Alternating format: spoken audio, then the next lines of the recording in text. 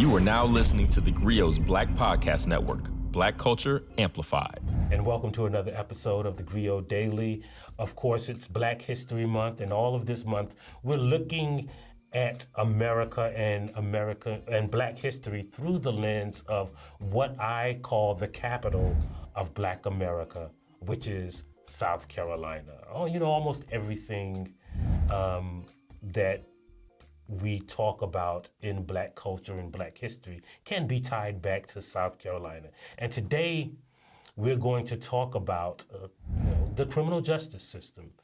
And to understand the criminal justice system, we're going to go right back to that good old Palmetto State. So welcome to theGrio Daily, the only podcast that'll tell you about the first mass incarceration. Again, I know I've said it in previous podcasts, but some of y'all be skipping ahead or be skipping around on the podcast. So again, I think it is important to note that for most of South Carolina's history, it has been a majority Black state. And after the Civil War, again, all of those enslaved people were free. They had the right to vote. They had the right to educate themselves.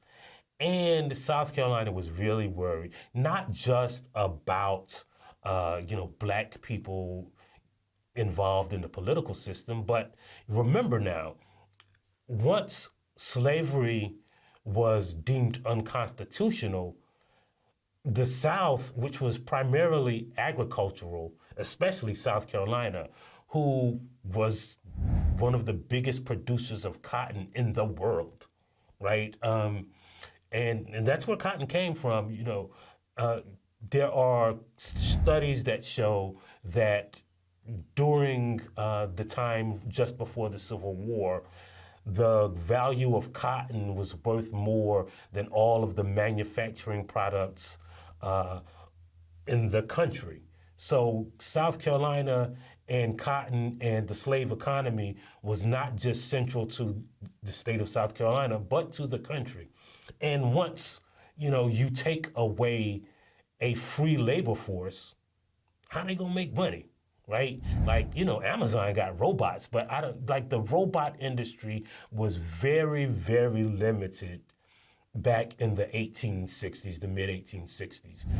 It got better a few years later, but back then, when you lived in a state that was primarily agricultural, the whole economy basically collapsed. And they had to figure out a way to keep that economy rolling in those states where so many of those rich white planters were basically bankrupted. Well, how did they do that? Well, first, when we talk about the idea of that 40 acres and a mule, that general order that supposedly gave Black people 40 acres and a mule. And in South Carolina, there were actual Black people who got their 40 acres and didn't turn it back in or redeem it.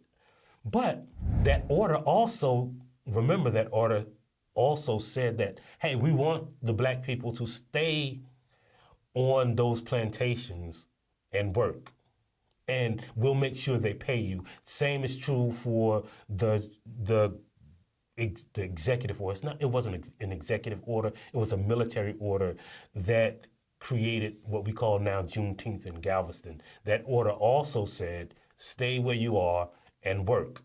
Well, Black people ain't falling for that, right? And I can't imagine how hard it was for those white people, because I bet you, first of all, the cookout after slavery ended, I bet you that was one of the greatest parts. I bet you they were cooking all night, frying chicken for that cookout. But a lot of those people were like, man, forget that. Because when we think about plantations, we think about people who were picking cotton, who were, laborers who were plowing the fields. But we have to remember that those entire plantations didn't just run off Black labor. they ran off black intellect.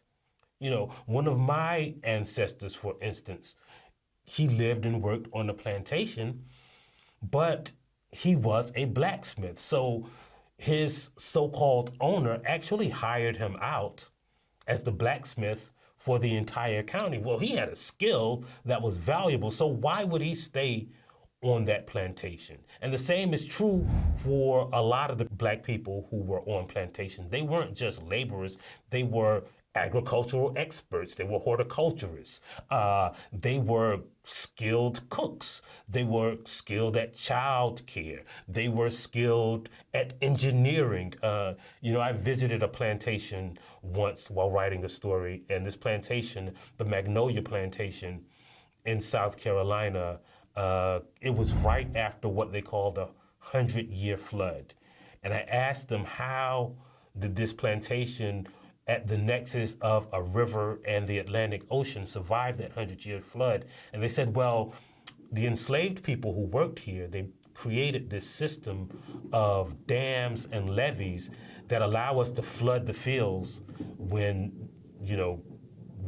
the tide is really high, and then we can just let the water out when it gets back low. So it, kind of dams and prevents this plantation from flooding. Well, the people who built that way back 250 years ago were engineers. They weren't just laborers. Again, you don't think of slavery just in the context of labor. You have to think about the intellectual property that was stolen from those enslaved Africans too.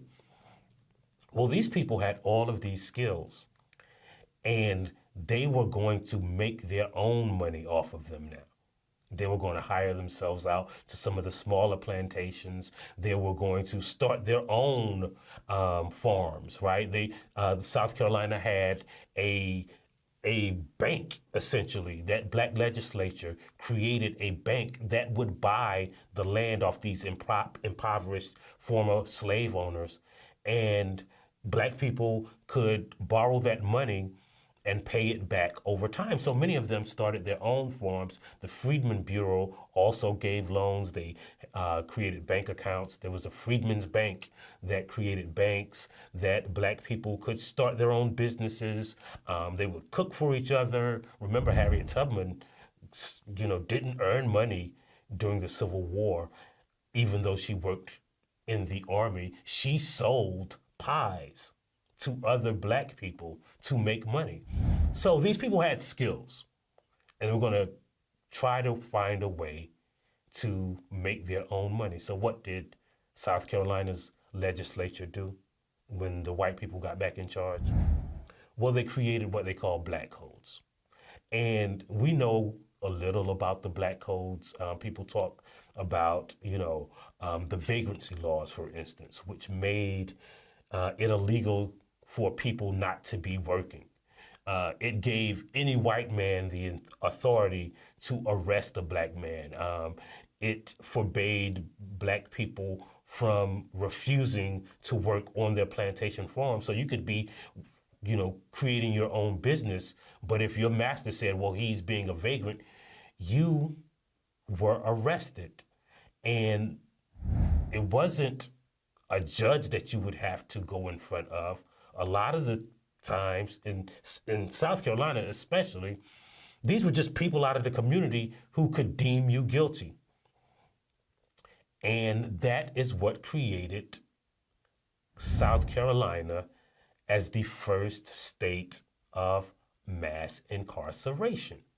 Now, those prisons that were built, a lot of them existed before the Civil War, to be fair. But before the Civil War, in the South, the predominant person, the average person who was in a prison, who was serving in prison, was white, male, or an ethnic European. In the state of Georgia, there were only 6 black people incarcerated in the entire state in 1860, right before the Civil War. But for some reason, because of these black codes, because of these vagrancy laws, because of these laws, and here's the important law, that made it illegal for a black person to learn a skill from another black person, they funneled all of those formerly enslaved people into the prison system. And it wasn't just out of animus, it wasn't just out of economic necessity. See, what South Carolina created was a for-profit prison system. See, not only would they send those black men to jail, but the prisons would lease out those black men to work on the plantations of those former slave owners. And in a state that had been decimated economically by the Civil War, they had found a cash cow, the mass incarceration system. And that's why many of those states who signed that 13th Amendment outlawing slavery insisted on that clause being included, except as a punishment for a crime. And that's how America created a mass incarceration system that was predominantly and disproportionately African American.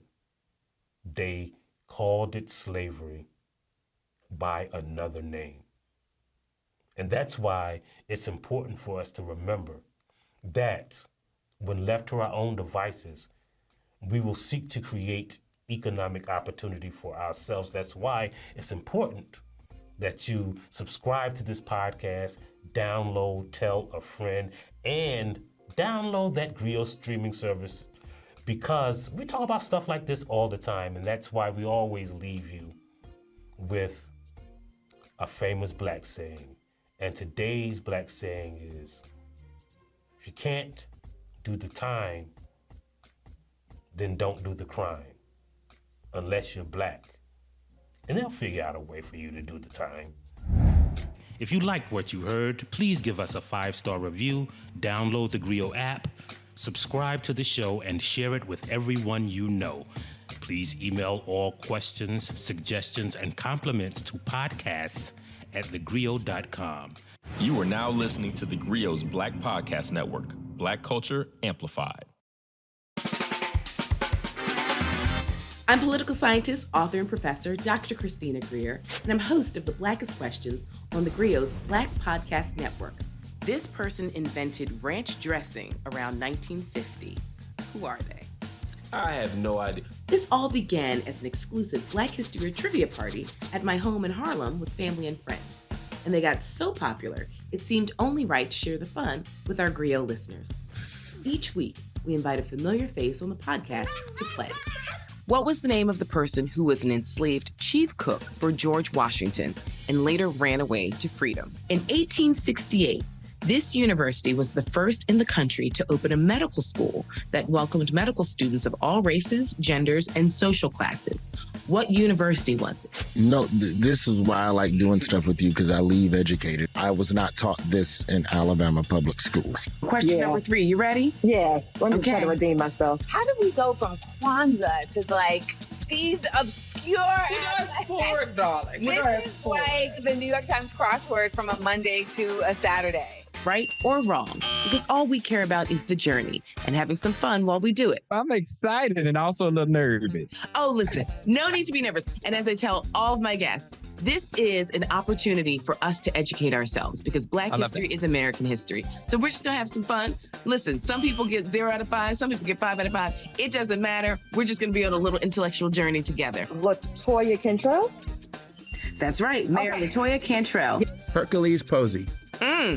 Born in 1754, and he was a member of the Mount Vernon slave community, widely admired for his culinary skills. I'm going to guess Afro-punk. Close. It's Afro Nation. So last year, according to my research, it's Samuel Wilson, aka Falcon. Wrong. Wrong. I am disputing this. I'm very, very, very, very 99.9999 sure that it is Representative John Lewis, who is also from the state of Alabama. That lets you know, Christina, we got some goodness come out of Alabama. There is something in the water in Alabama, and you are absolutely correct. The harder they come. Close. Oh, wait. The harder they fall? That's right. I'm one of those people that just changes one word. I mean, I know the song too well. I just don't know nothing today. It's I'm gonna pour myself a little water while you tell me the answer. The answer is Seneca Village, which began in 1825 with the purchase of land by a trustee of the AME Zion Church. You know why games like this make me nervous? I don't know if I know enough black. Do I know enough? How black am I? Oh my Lord, we gonna find out in public. So give us a follow, subscribe, and join us on the Blackest Questions.